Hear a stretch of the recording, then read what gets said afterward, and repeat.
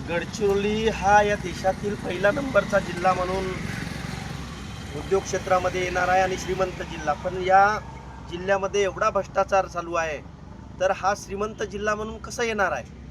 कारण एकीकडे एवढे बोगस मजूर आहेत. कोणी शोरूममध्ये काम करून राहिला, कोणाचं फर्निचर मार्टचं दुकान आहे आणि त्यांचं बोगस मजूर म्हणून त्यांना नाव दाखवले आणि त्यांच्या नावाने पैसे उचलले. तर जेव्हा आमच्याकडे एवढे एव्हिडन्स असताना सुद्धा त्यांची कारवाई म्हणजे एक रेग्युलर जे मजूर आहेत त्यांचा अहवाल घेणे, त्यांचे बयान घेणे आणि जे बोगस मजूर म्हणून आपण यांनी जे टिकमार्क करून दिलेले आहेत त्यांची चौकशी नाही झाली.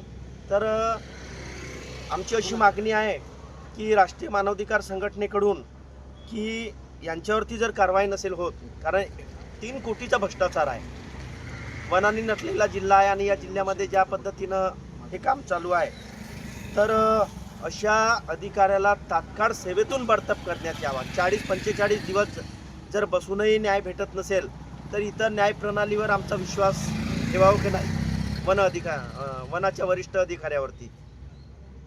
जर कुंपणच शेत खातो, ज्याला रक्षण करण्याकरता ठेवलं, तोच जर कुंपणच शेताचं रक्षण करण्याकरता ठेवलं, तोच भ्रष्टाचार करत आहे, तर मग आमची जी मागणी आहे त्याला आम्हाला न्याय कोण देणार? ही आमची मुख्य मागणी आहे.